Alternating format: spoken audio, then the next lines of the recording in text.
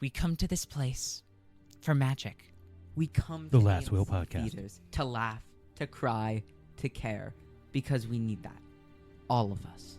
That indescribable feeling we get when the lights begin to dim and we go somewhere we've never been before.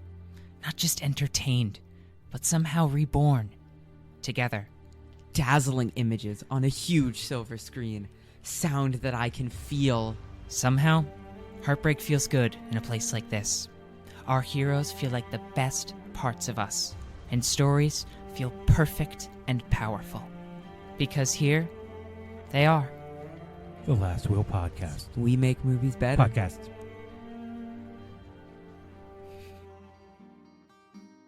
Thank you for listening to the Last Will Podcast.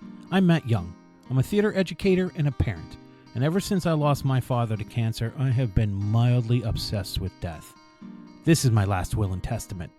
William Shakespeare once said, "To adult or not to adult? That is the question." Today's episode is all about adulting, or not adulting, both of those things. Somehow, I turn it into a conquest about how I am feeling unlovable. So, it's a typical episode here on the Last Will Podcast. Today, it's just Claire and I.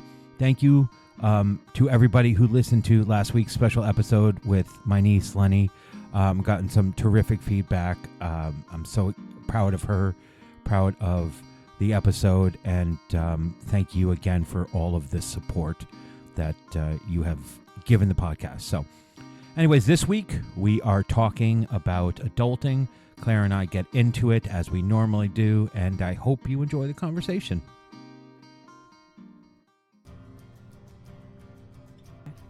And stuff like that. We have to start. Are we started? We've started. I We hit the started? button. I'm just working on your levels now. Well, for anyone listening, we were just talking about smoking. I know this is for the boys. Don't start smoking. Well, Because it's so good that you'll never want to stop. it is. Except, actually, the first time I ever had a cigarette, it was disgusting. Yeah, of course. I was like, why do people do this? I would blow it out my nose. I would inhale and then go. Oh, that's really Out my bad. That's nose. really badass. Well, yeah. thanks. I was like a bull. I was like a bull in the cold. I like, and that it really clears your sinuses. I guess so. I was at summer camp. A lot of bad things Really? happened at Oh my summer god, camp. I wasn't allowed to smoke at summer camp. It was It was a different camp. It was a different camp. Yeah. But I'm a little bit older than you, so back when I was in camp, there were a lot of things that you shouldn't have been able to do that you were able to do. I once at summer camp, it was during Color War. I don't know if you guys had Color War, but the guy who was the general, who was a counselor, was so frustrated with everybody speaking and not listening to what he was saying. Mm-hmm. Like we were just gathering and we didn't feel like we had started, that he threw a rock into a crowd of children. oh my god. Yes. And hit me in the head. The one kid who was really being quiet. I was voted best camper many years in a row. Threw a rock into a crowd, hit me in the head. Blood starts coming down over my glasses. Oh my They god. rushed me to the... I think if I really told my father how it all went down, he would have fucking sued that camp. Well, and they would yeah. have owned it. But I'm always the fucking stupid people pleaser. I'm like, no, it's okay. You just wanted to get everybody quiet. Oh my god. Look, the head bleeds a lot, but Did he like go to 4 jail stitches. forever? Probably. No. I remember his name too. Should I say his name Was it now? fucking Jason? No, it wasn't. It was a Dave. Ugh. It was a Dave. Not even a David, just a Dave. Yeah, well, at summer camp, you often ran into Daves and not Davids, unless it was a Jewish summer camp, and then there Well, were Davids. the thing about summer camp is that you've got kids leading kids.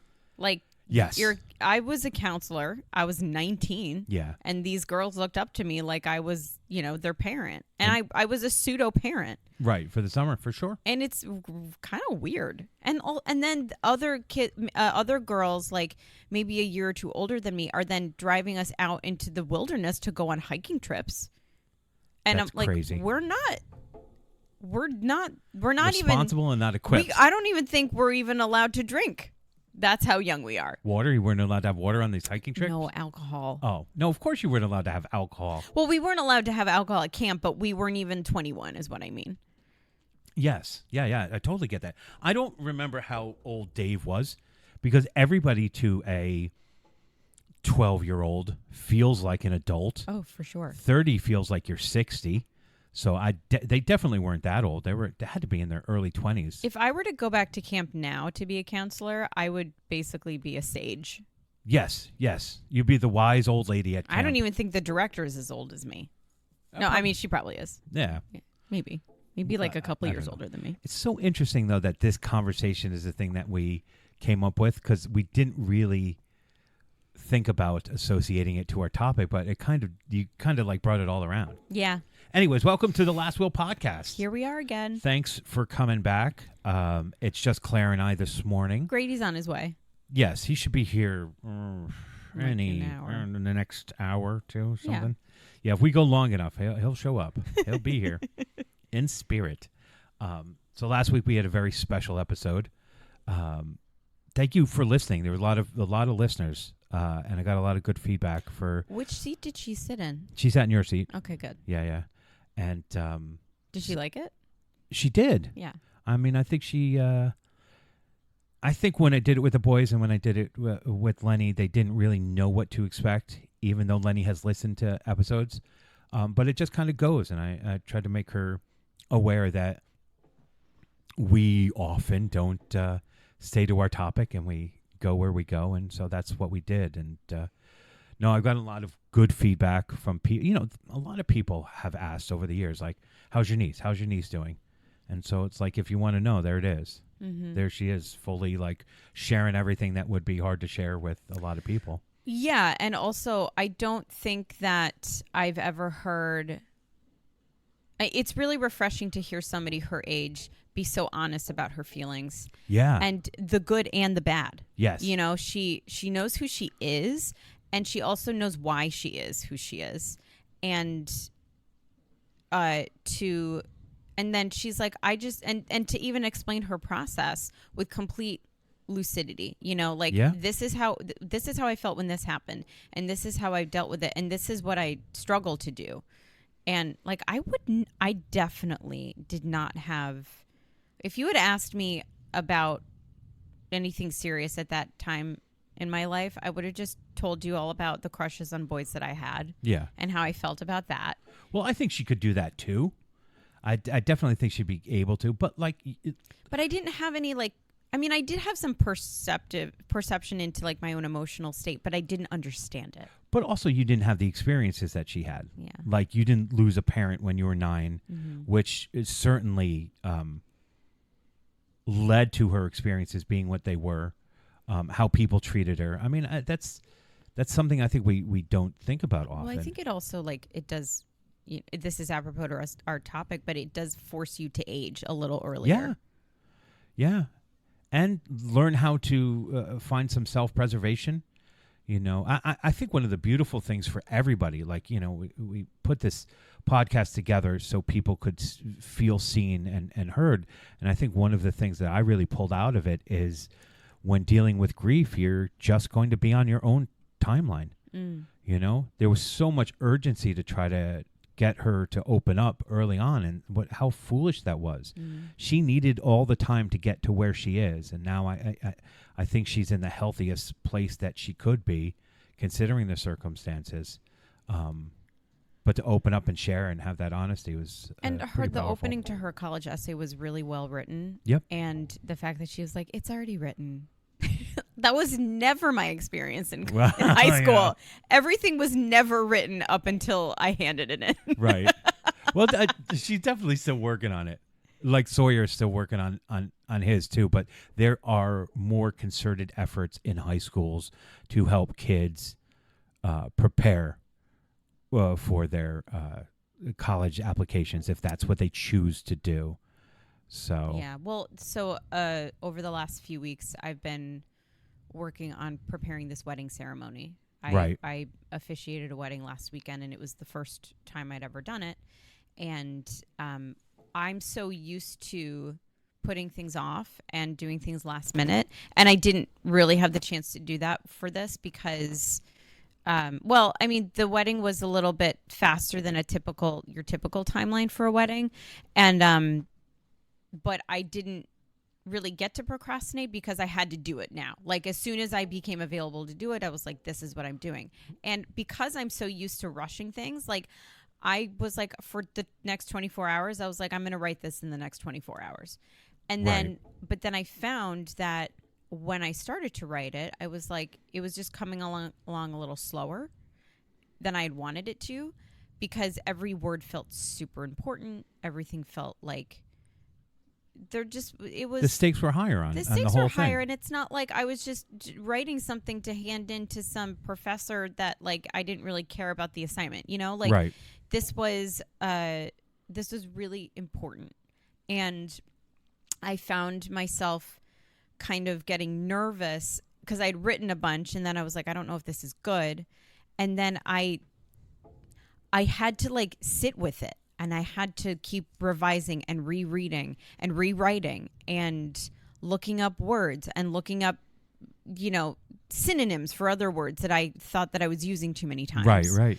And then finding that like over time, like, you know, maybe my brain is one thing on a Sunday and it's a different thing on a Monday, and it's certainly a different thing on a Thursday, you know? So like I had to bring things to the project over time. Yeah. And that's something I never did in school. Like everything was just so rushed. Yeah. And every time I wrote something, I was like, I feel like if I just give myself more time, Could have been a really I would have been so much prolific better at it. writer. You know, Yeah. because you do have a poetry in you. You do have a romanticism to the way that you're thinking, as well as a practicality. But look, I think that's often for people. We move towards the deadline. We only get motivated when the deadline is coming, and then we get out what we have to get out, and then we're just kind of accepting of it. It got done. I survived. Yeah. As opposed to being really, really thoughtful. It's nice that you had this experience of, I have something that I have to do that you're going to have to say out loud, which is different than reading. You know, it has to have a different quality to how the words work together and all of that stuff. So, no, that makes a lot of sense. Mm-hmm. Which brings us to our topic, right? Kind of. We got there again. Mm-hmm. The topic for today is adulting. Mm. And it's very, very much like a child to just let's hand in the first draft. I mean, I get that with my students all the time. It's like first draft. It's like, oh, we got to write it again. I'm like, yeah, you have to write it again. You get notes and then you go back and you make it better. Your kids have to write stuff for your classes? I make them write scripts now. Oh, cool. They have to write scripts. They used to convince me that they never convinced me. I couldn't fight it anymore. They were like, we know what we want to do, and so we're just going to go out and we're going to do it. And they would go out and they would try to find it. They would try to shoot stuff that they had in their head, and then they'd be out in the hallways arguing because one person had one idea and one person had a different idea. And then they'd come back, and then the footage was awful. Like the footage and how they framed it was awful, and then the language within it, not that they're swearing, but like it didn't make sense because they were writing, they were saying everything instead of showing, and film is a show not tell medium. And so this year I just, with the shifts, I'm just like, you have to write a script. You have to write a script. You have to make a shot list. You're going to be organized about how you go about things. We're going to put a schedule together. Like we absolutely executed the first schedule for my 7th graders this week, and one was suspended and the other one was getting suspended, and we had to like rebound about who was filming and who wasn't, and we did it. But we did it because we had a schedule. We did it because we had a script. You know, you just said, okay, we can't do this character, we'll do this other character. Mm-hmm. We're doing a murder doc based upon the killing of Peter Pan. Like somebody killed Peter Pan, and so the Croc and Tinkerbell and Wendy and the Lost Boys are all In on it? suspects. Yeah, Oh. they're all suspects. Oh. Did you come up with that idea? They wanted to do like a murder doc, and so we were working through the idea of they wanted to do a documentary about detectives and a cold case, And so as we kind of were working through it, and what I was saying, that we have to have an element of this, and everybody has to seem like they're guilty, and then we have to know the ending. Anytime you're doing a murder mystery, you have to know the ending so that you can cover up what you're getting to.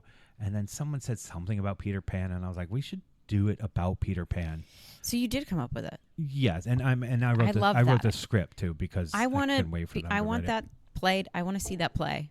It'll All right, be we'll see. like it's I mean, it's simple, but it'll be like the no. We'll take their ideas and then we'll write a better version. yeah, okay. But it's like going to be like the last days of Judas Iscariot. Like it's going to be. It doesn't have to be that serious, Right. but it's like people are on trial for the killing of somebody. But it's all like Fictional yeah. characters that we know. Yeah. Well, also we should write a. I mean, Judas Iscariot. That was we should fictional, write totally a real fictional. astrology of Pooh.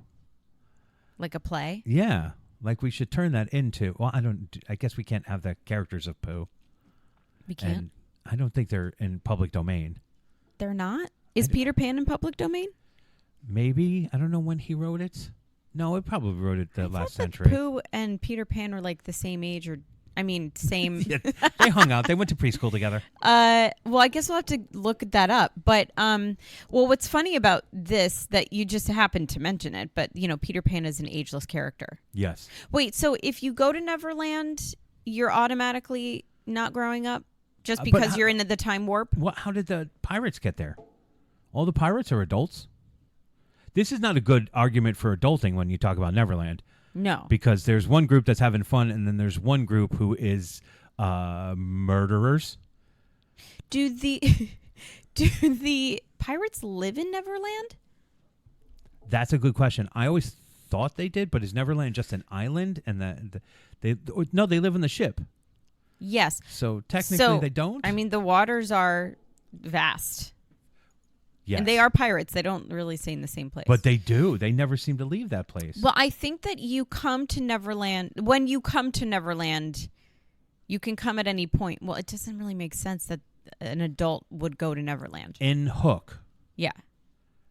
Toodles leaves with Peter and grows old. Yes, because he leaves Neverland. Right. So if you go as a kid, you stay as a kid?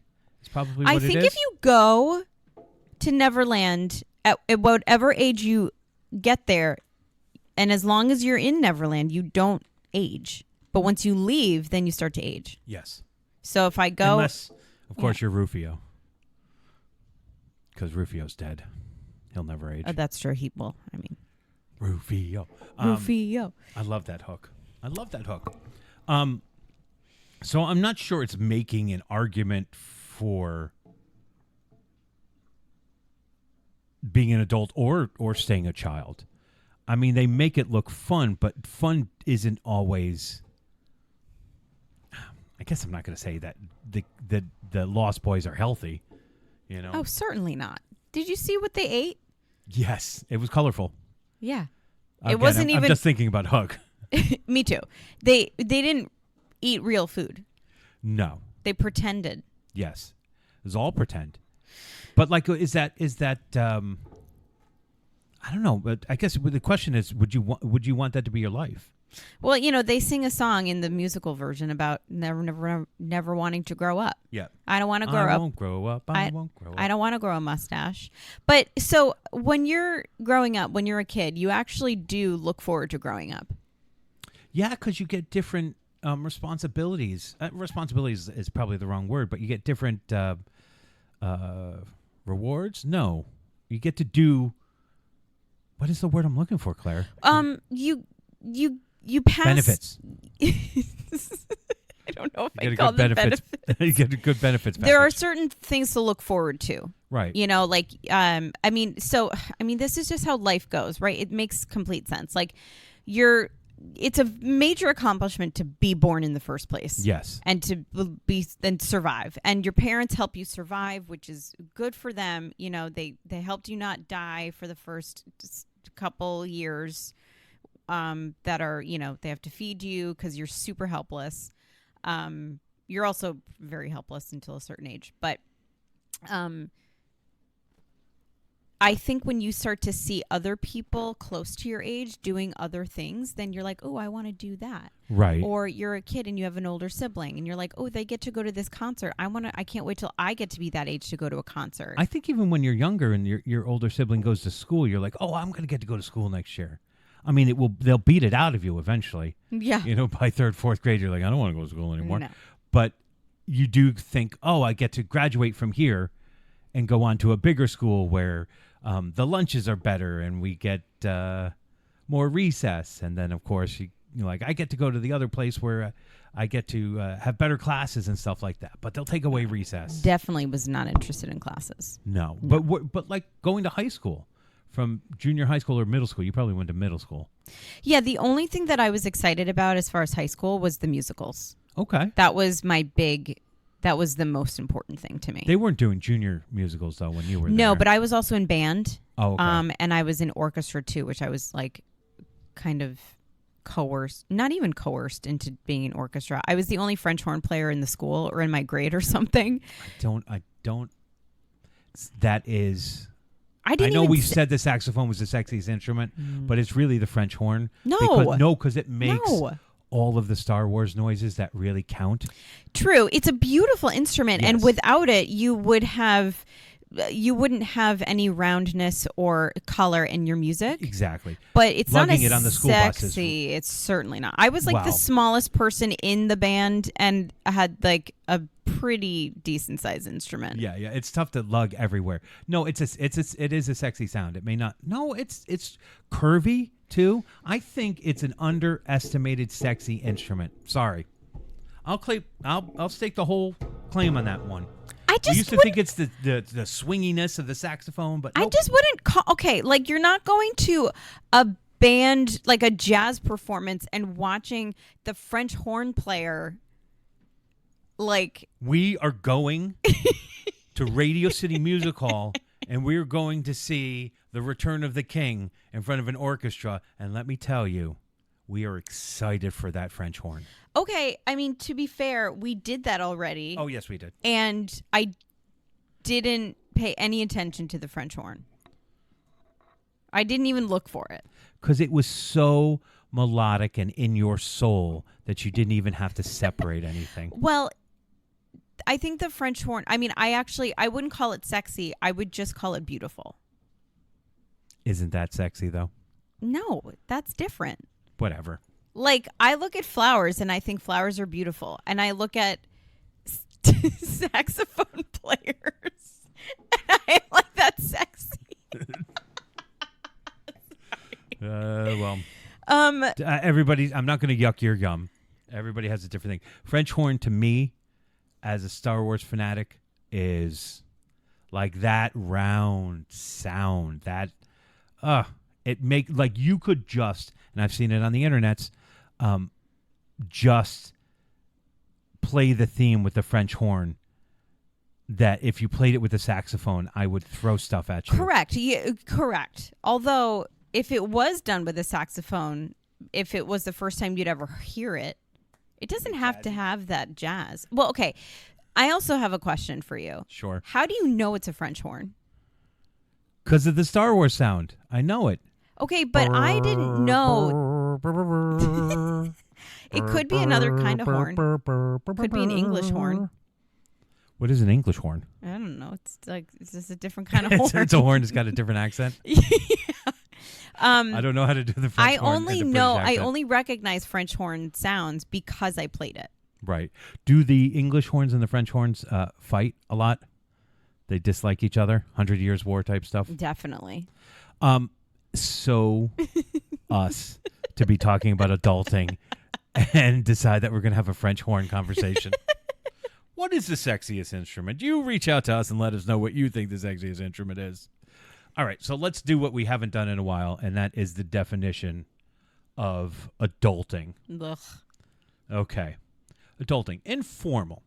Refers to the actions, responsibilities, and behaviors associated with functioning as an adult in everyday life. It often applies to performing tasks that are typically considered part of independent living and self-management, such as managing finances, maintaining a home, making the important life decisions, about career and housing and healthcare, caring for others, supporting your family, independence, meeting social and civic responsibilities. That is a part of adulting Ugh. that half this country just isn't interested in doing. Yeah. Even more. Because it says voting, responsibilities at work, but like voting. People just fucking vote. I don't even get to do it that often. Voting? Yeah, that's like a really small part of my life today. But you still do it. Yes. You should. I wish I could do it more often. I wish I could vote more than I have to clean my house. Okay, I get that. I hope you don't mean voter fraud wise, but like just the opportunity to vote once in an election. It's commonly used as an informal conversation, blah, blah, blah, blah. It's popular culture to use the word adulting, but being an adult is really what we're talking about. Term is flexible, could be used humorously. Yeah, we get that. All right. So, what is, for me, the toughest adulting thing is not the kids. It's not really the finances. It's just maintaining a clean and healthy environment for myself to live in. I just don't. I can tolerate, and that's really a fault of mine in so many things. It's not just I can tolerate a mess, but I can. My tolerance for a mess is large. But it makes me also think that my tolerance for abuse is large too. Like I will torture myself. Like Sorry, I don't mean to laugh. no. But it's true because we've seen it play out with Matthew a whole bunch. I'm just imagining you getting abused by like all the boxes. Oh in your yes, well, apartment. if that tower of boxes fell on me, it's a tall. Look, I like art, and You'd so be I like, like to sorry, it stack. was my fault. Yes. Do you think there's a Christmas tree in there somewhere? Oh, that's why I making it- wanted to go through that the other day. Well, there are some Christmas stockings over there. Yes, but I don't like. I decided, I don't know, 3-4 years ago that celebrating Christmas again with the boys didn't make sense because I didn't celebrate Christmas growing up, and they have a Christmas. So to do second Christmas didn't make sense, like second breakfast. So I turned it into like, well, we're just going to do Hanukkah. That's what we're gonna. But that's what we're Hanukkah gonna do. isn't like that big in the Jewish community. No, but in America it is because we need to balance something out with Christmas. Yeah. And it is to a kid because you get presents, and it is to a father because he gets presents. We like presents. Presents are fun. So yeah, it becomes another thing that they get to celebrate. But if it happens after Christmas, I think they're done. There's still bags in their room from the Hanukkah celebration that they had that they haven't emptied because they just don't need any of that stuff. Yeah. We're gonna pare down this year. That's what we say. My mother and I say that every year. We're paring down this year. We're gonna make it smaller. We're gonna make it more intimate. Yeah, we really did that in my house last year. How'd you feel about it? It was a very complicated time. You're right. Yeah. Yeah. We won't talk about So that. clean and tolerance. No, I mean I can the emotional tolerance that I put up with from people in my life or a romantic partner or whatever is unhealthy, and I have to recognize that I don't have to be as tolerant of some of that nonsense, I guess, for my own sake, and maybe that will help me cut ties in an easier way so that I can move on with my life. Well, what's interesting is like, you know, if we're talking about aging and okay, so not aging, adulting, because we've already done aging. That we can't help but do. Right. But we have experiences, and we tend to and maybe should learn from these experiences to then, especially if it's a painful experience, Right. to then not have that experience again. But for some of us, in all different ways, we still engage in those behaviors. If we're talking about cleanliness or mess or something, like for some reason, like I don't like that either, but for some reason I can still tolerate it. Yeah. I was tolerating it when I lived in my parents' house. I didn't live in a tidy, my bedroom was not tidy, and it got to a point where I just gave up. Yeah. And I try really hard now in my own apartment to not let it get to that. Like I'm having a friend over today and I'm like looking at the apartment. I'm like, this isn't presentable for another person. Like Right. I need to tidy a lot up. But, and then I'm like, how did I let it get like that? I don't. I just does that. I'm like Jimmy tomorrow. You know, I'll put everything off, or I'll do it tomorrow. Let me just put this down.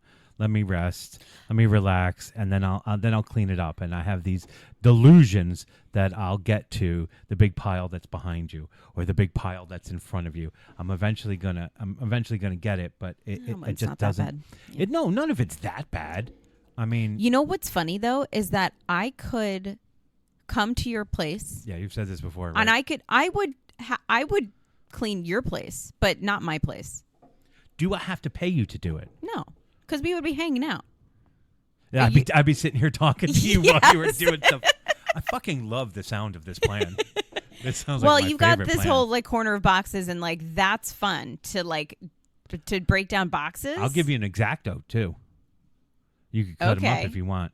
I mean, a lot of them just require smashing. I don't know why you don't Yeah. want to do that. I don't know.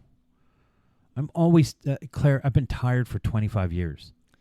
Like Only 25 years? yeah, only 25. Half my life I've been really tired. And is it because you had to become an adult? Maybe I don't That's not know. the question I wanted to ask. I wanted to know why you don't think that being a parent is a hard part of adulting. Okay, the hardest part of it is when they're going through emotional things and there's stuff that you really can't do other than just be a support for them. It's tough when they're struggling with friendships. That's tough, but like actually being the parent, I don't know. It just like my philosophy has always been like try to be as thoughtful as you can because you're going to make a gazillion mistakes. And as long as you're thoughtful when you make those mistakes, I won't beat myself up for it. Like I won't spiral because of the mistakes that I made because I'll know, well, I was thoughtful about it. And this is the thing that made sense to me at the time. And now I know that it doesn't. So next time, hopefully I won't make that decision for them. So that's always been my philosophy is like just be thoughtful about the choices that you make. And so when you do make mistakes, you'll be more able to accept them. So, but no, I mean, it is, they're hard parts, but usually they're the emotional stuff. Well, but that in itself has sort of, I'm sitting here listening to you say this, and I'm like, I just think it's really great that I have somebody in my life who has had this experience of being a parent, so that, and because I feel like some of your philosophy has, it's become part of you because you're a parent, like Yes, the absolutely. things that you're bringing to your what's the word? I don't want to say fatherhood because that sounds like really strange, but what you're bringing to your children is it's part of you. Yeah. And it's also wisdom that, it's not like maybe somebody gave that to you, or maybe it came from outside of you, Also, the situation too. Like here's a situation, and then you have to try to solve the problem of it. I wouldn't have had to think about it if the situation wasn't the situation. Mm-hmm. Also, like, look, they're teenagers now, so if it was really, really hard, maybe I'm too old and I don't remember. Sawyer was a vomiter. Like he had reflux when he was a baby, so I'm sorry. I I'm always not had a doing rag that. with me because he just would always like vomit up whatever it is Oh my God. all the time. What but did you then guys you just do get for used that? to it. He got over it? Yeah. Eventually, he did, when he got older, That's so scary. I don't know. Maybe it was something in the breast milk. It was, some acidy thing. But yeah, no, he would eat and then he would do a little vomit afterwards. But we had these towels that weren't really towels. They were reusable diapers, but we didn't do reusable diapers, but they were the thing that went into it. And so we always had those. I just always had one on my shoulder all the time. Until how old? I don't know, maybe a year and a half, 2 years. Oh. And he stopped, Oh, okay. But it was like when he was a baby, just have like reflux. Bleh, But bleh. right. But when you're a parent and that you're watching that happen to your child, are you No, nervous? I don't think so. It's just like, oh, this is part of what his thing is. Didn't feel that ridiculous. I mean, we wanted to give him healthier things, and I think his mom was eating healthier too, to maybe change the breast milk and, Yeah, I don't know. and stuff like that. I mean, I actually think it's normal that kids puke.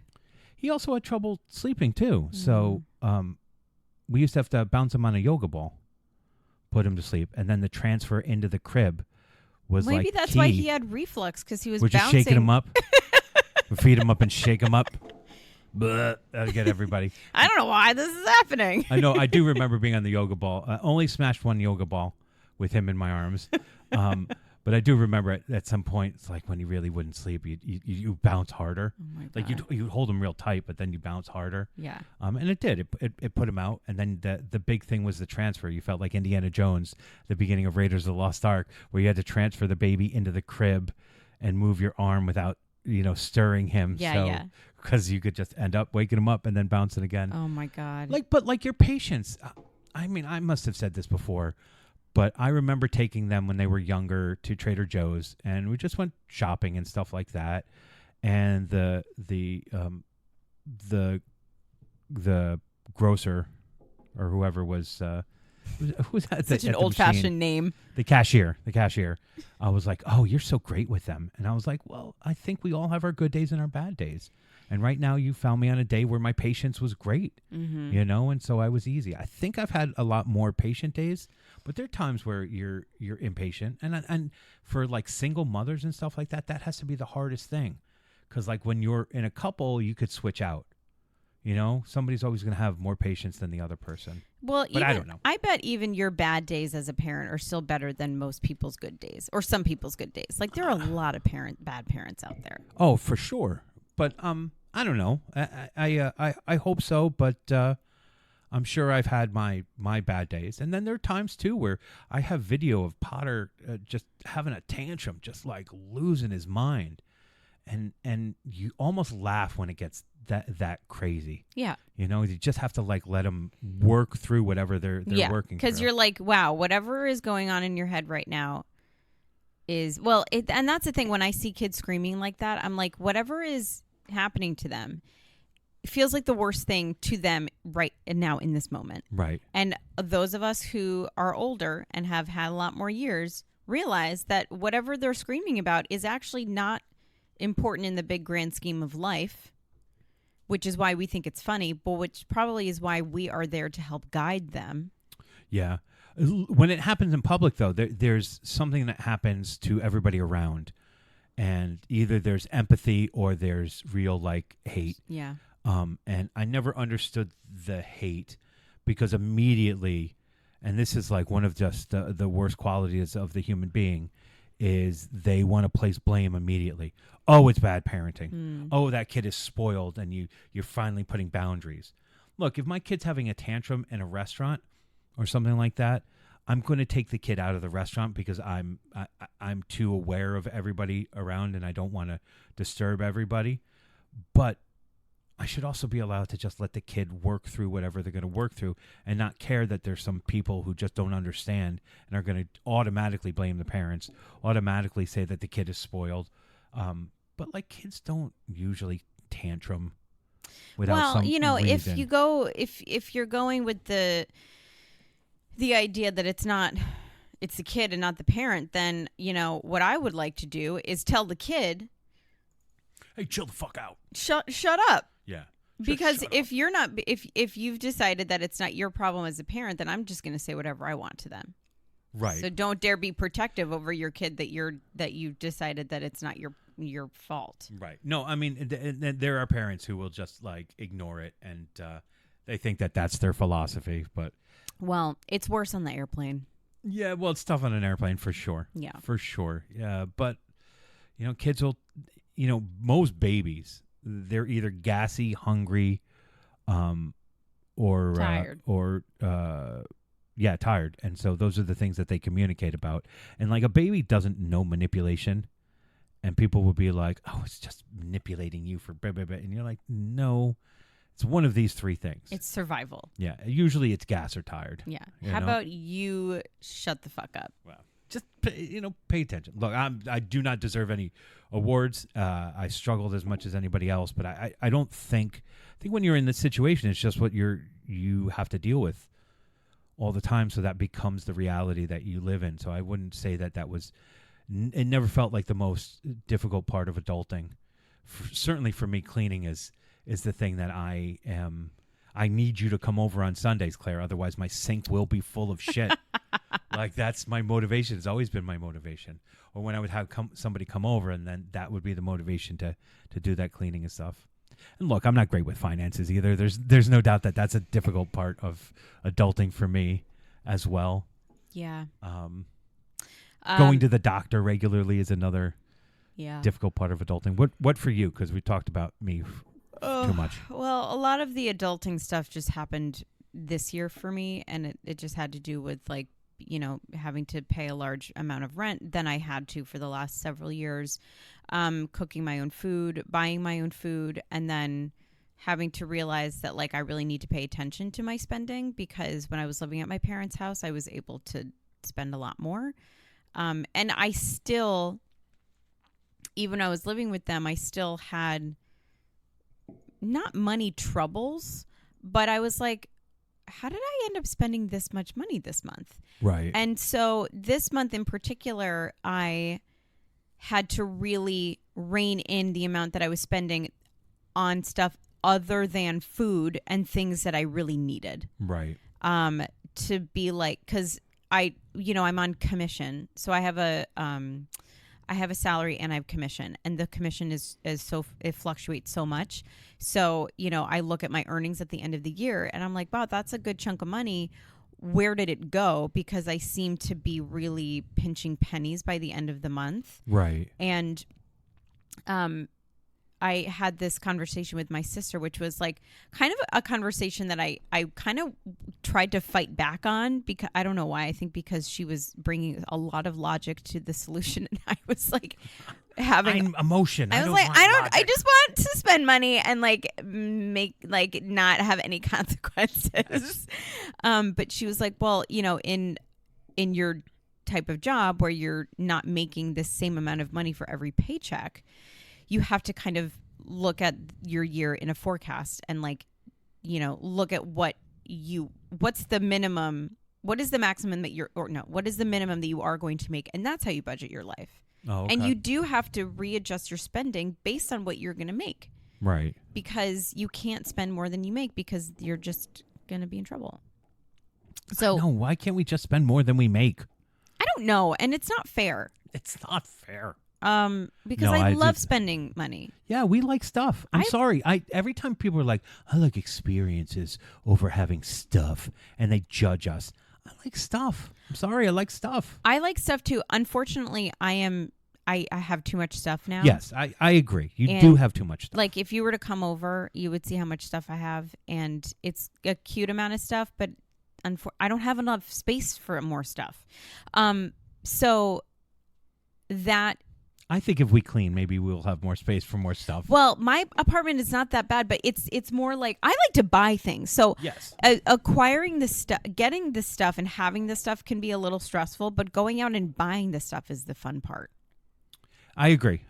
Like, that's why I like buying you stuff. That's why I like buying Grady stuff. It's not that I want the stuff. I just enjoy it. Yeah. We have a friend who had a birthday just pass, Mm-hmm. and I have had a present for her for a while. Did you give it to her yet? No, because I haven't seen her. Oh. I should see her next week for this thing, but yeah, it was weird What was weird? that I haven't given someone a present close to their birthday. Especially because I've ordered it. No, I've had it for so long, because immediately when I saw it, I was like, oh, this is what it is. Yeah. She's going to be really surprised. I think so. Especially after a couple weeks after your birthday. Like, you're like, it's the nice. birthday's over. Yeah. And then someone gives you a gift and you're like, oh my God, Oh, there's right. still birthday. Yes. Yeah, I don't like, You like the buying. Yeah, I like the buying. I don't like having to be accountable for the fact that I do buy a lot and I shouldn't have a lot of stuff. Like I shouldn't be spending that money. I think the hardest part I mean, I haven't experienced all of the hard things about adulting. My life is pretty simple right now.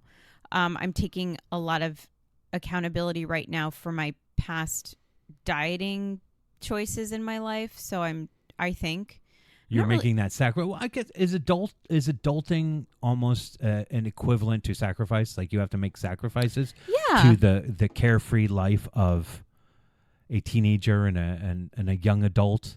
Yeah, but it's a lot. Like it's also making boundaries. It's like this year's been You're right. a big year for making the boundaries. So I don't know about sacrifice. Like it's I think it's all relative to what you're going through at that time. So right now I'm on this elimination diet, right? And in addition to cutting out the food, I then have to every now and then have conversations with people about it when I go out to restaurants or I go and I'm in a place where there's food and everyone's like, "Oh, Claire, have this cookie. You love cookies." I'm like, "I know I love cookies." But, I'm not it's really hard to say no, I'm good. Right. And then sometimes, and I'm like, "Oh, I'm not eating gluten right now." And they're like, "Oh, well, this is a gluten-free cookie." And it's like, it's actually not just the gluten-free thing. Right. Well, There's so many other things in that other than the gluten that I can't have. it goes back to that idea of no is a full sentence. Yes. Like you should just be able to say no. Yeah. And that should be the end of it. And it's been really hard. I've gotten a lot of judgment from people. I've gotten a lot of questions. Even my family sometimes doesn't want to hear me talk about it anymore. My sister's the only one that's really the biggest cheerleader besides my doctor. She understands completely. I've got a couple other people in my life who really understand what I'm going through without question. Yeah. And some people who don't understand it or they don't want to understand it just have questions, and that makes me kind of uncomfortable because I wish they would just accept without the questions. Right. They're not questioning because they're curious about how you're making yourself healthy, or they're questioning in a judgmental way of They're almost like it doesn't make sense to I me. think So they also answer. I think they also feel a little bit like maybe they don't understand, so they challenge it a little bit. They're like, "Well, why can't you have coffee? And why can't you have lemons? And what's up with that? Like Wait. you're allergic to red peppers?" You can't have lemons? No. Really? Yeah. Sorry. I did not know that. With all the other things, I did not know the lemons. That's why, and lemon is in everything. So, you go and when I'm shopping for a vegetable stock, Is it the acid? Is no, it's Sorry, questions. no, it's a the way that we're trying to heal my gut, or we're trying to heal my immune system via the gut, because 80% of your immune system's in There's your no gut. doubt. There's no doubt. Mm-hmm. Does your doctor know how to heal the heart too? I mean, maybe. Probably. I wonder, is there a diet you can go on to heal the heart? Yeah, I bet it's probably in your gut. It's all in your gut. It's all in your gut. And that's Get those the thing. good probiotics. Every in time there. I keep asking her questions like, "Why is this happening?" or "How long is this going to take?" or she's like, "Well, we're healing your gut and it takes a long time." And unfortunately, because of some of the things that have happened, like when I was 17, I had 2 strains of the monovirus Right. at the same time. So greedy of you. Share the mono with other people, Claire. I took probably both did. of them. I probably did. And so that is, it's a virus that really affects your immune system. Yeah. And right after I was healing from that, I started drinking a lot. And that doesn't help. No, I think you thought let's put some alcohol in there to wipe it down clean. And I was wrong like, alcohol. I'm fine. I'm Yeah. surviving. I'm going to college, and I don't know. I just didn't want to have to taking care of my body at that time was so boring. Well, I mean, that's the thing about shifting into adulthood. Mm-hmm. When you're that young, even though you as a female, your frontal lobe is more developed than the male, you still you still have like impulses that you want to follow, and you have no real sense of the future and what's going to hurt you down No. the road. You're just like feeling as invincible as you can feel, Yeah. especially after defeating those double strains of mono. Yeah, You which know, didn't punched fully it in its didn't face. fully defeat them. They are Well, with you forever. You know, you didn't really like accept that, I'm sure. No, You're like, I but- feel good. Yeah, well, and that's the thing is I felt better, and yes, when you're that age, and you want what you want it now, and I was so much more focused on the freedom of leaving home to go to college, the freedom to drink whenever I wanted to, not have any parental supervision, and I was nervous and excited for the next chapter, but you know, I met some people along the way in college who did like character building healthy for you things, and those people were very close to me in proximity, like we lived together in the same floor or we Right. shared a suite or something, and I wasn't interested in doing those things with them. They were like, we're gonna go on a walk after breakfast, and I was like, What's the point? first of all, you're getting up at 9:00 on a Saturday, no, and you're gonna go on no. I think that was the mono talking still. No, here's my question without the jokes. What is a reasonable version of that? Like, so maybe you went to extreme and your roommates went to extreme. You know, they were too healthy and you didn't want to live that healthy style. Like, why isn't there some sort of middle ground? You know, or the dreaded moderation. Everything in moderation is fine. Well, I mean, I think that. So what I'm learning now is how to eat better meals, healthier snacks, and then none of that was important. Like if I had Oreos for a snack during the day, like that was fine for me. So like I think that a lot of what you put into your body does come out in certain ways, and it does affect your mental health Yeah. as well. So I also, and I do actually think the mono had a lot to do with the way that I felt in my body, as far as the not laziness, but like I could sleep for I could sleep for a long time. Like if someone woke me up at 9 a.m. on a day I didn't have to get up that early, I was not interested. Yeah. And not interested in having the day. And because I could sleep for 12 hours. That's normal Yeah. for me. Well, a lot of teenagers do that. You know, But why? sometimes they're growing. They say they sleep longer But when you're growing. I'm like 36 now and I can actually still do that. Yeah. I Do mean, you think it's emotional though? For me, when I don't want to get out of bed, it's emotional, and I have spent recently, like as you were talking, it made me think like there are so many things that I'm not adulting in my life, like I'm still holding on to, late teens, early 20s, Mhm. Matthew, in the way that I'm handling, a heartbreak for sure. mhm.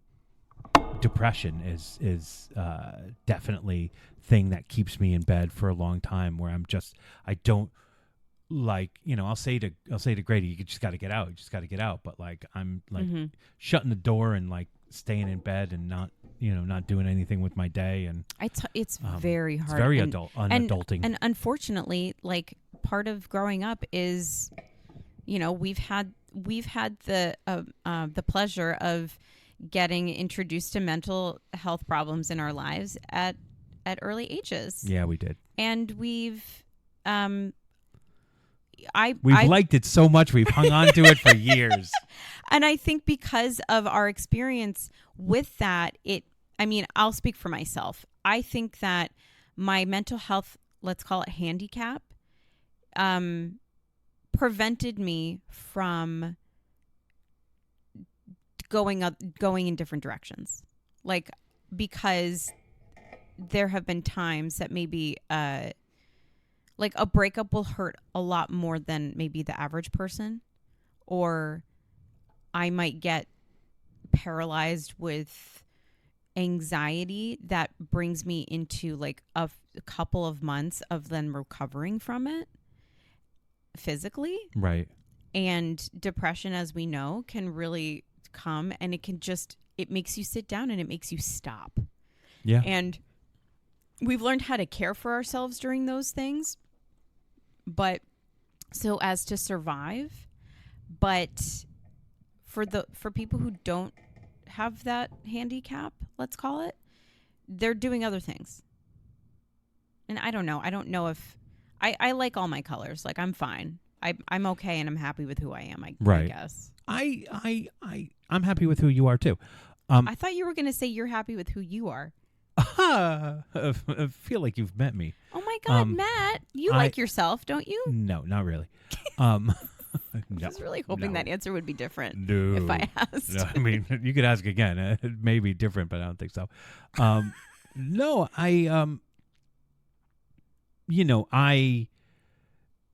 I believe that I have. I believe, and Sally Rose and I were talking about this the other day. I believe that I'm a good person. I believe that most of the things that I do come from a good place. I certainly have my darkness and my impatience about people and humanity often enough. But I feel like every day I get up and I treat people with respect, and that I go to do good for the most part. But that's just not enough for me to really like myself. I have always felt, and this is the struggle, I've always felt unlovable. And so when that part of me isn't being met in some way, it feels like a total reflection on who I am as a person. And for whatever reason, this has been my struggle. This is just what I have always been fighting against, is that because it's never really felt like that,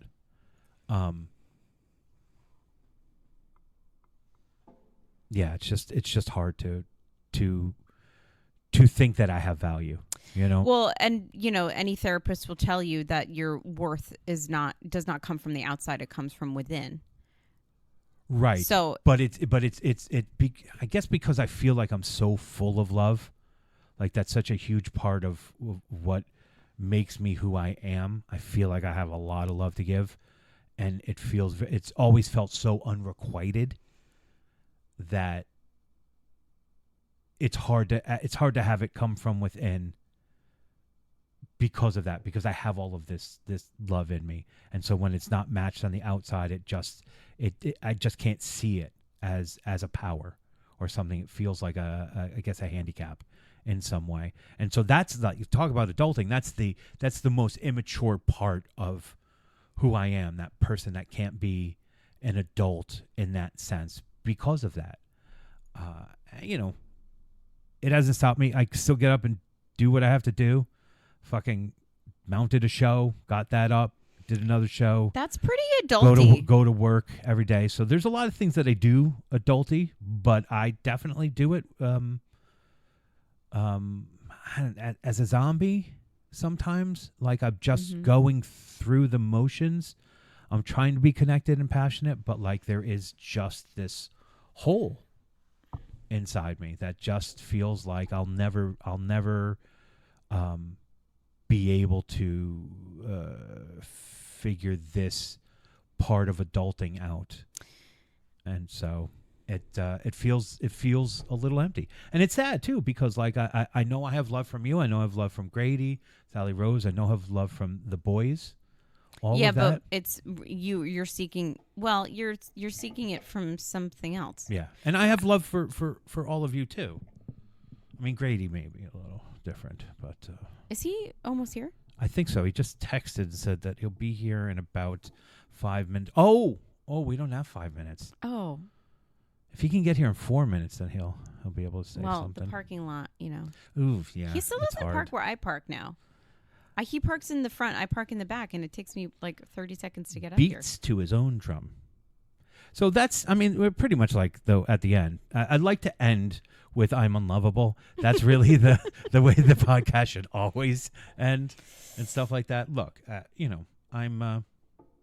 Okay, if you were to give yourself a grade for adulting, Yes.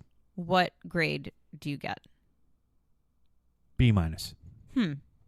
See, I don't agree with your grade Well. because hey, if we So subjective. if these we days. look at it on paper, Yep. you Am an adult, age-wise for sure. okay. Nailed that. Yes. Check. You have been able to support children. That's a big one.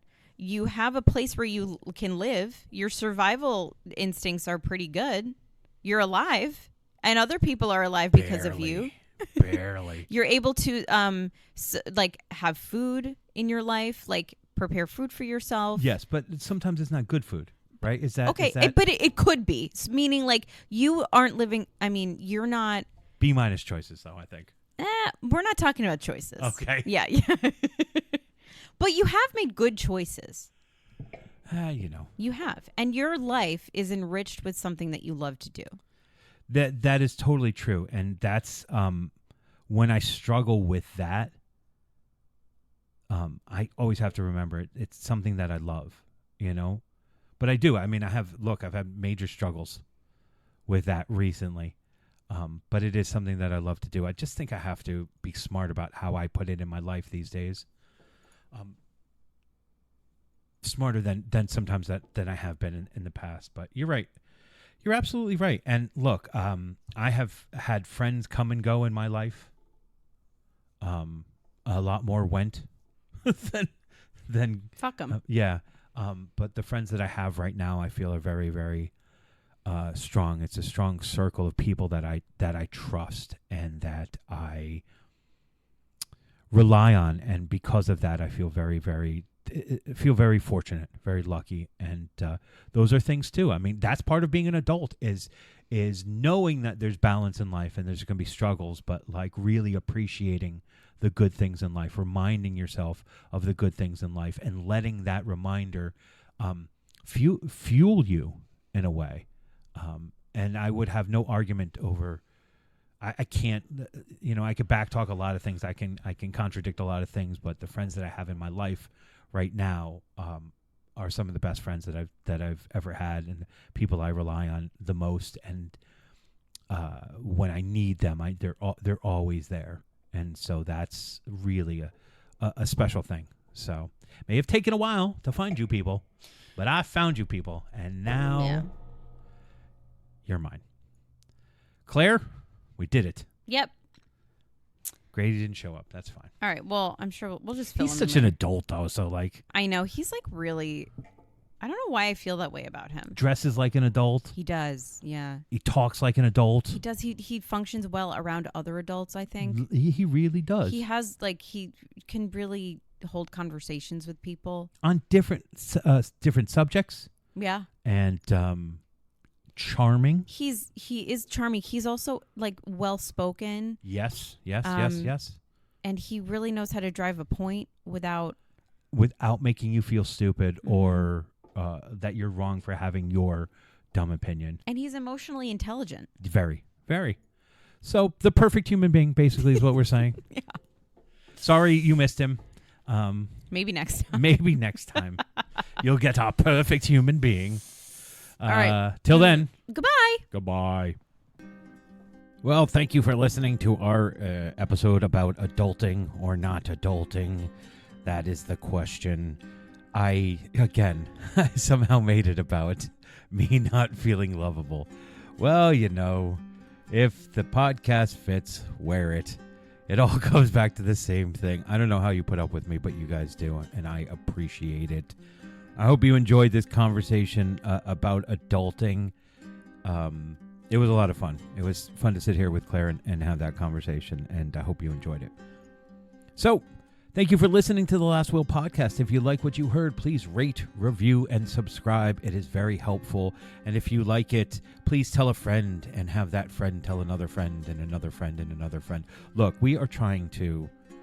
Well, I'm trying to. It would be nice if this was my only job. Like, if I only could do this for a living, that would be great. But in order for that to happen, I need your help. So listen, rate, review, subscribe, all of those things. Until next week, onward, forward,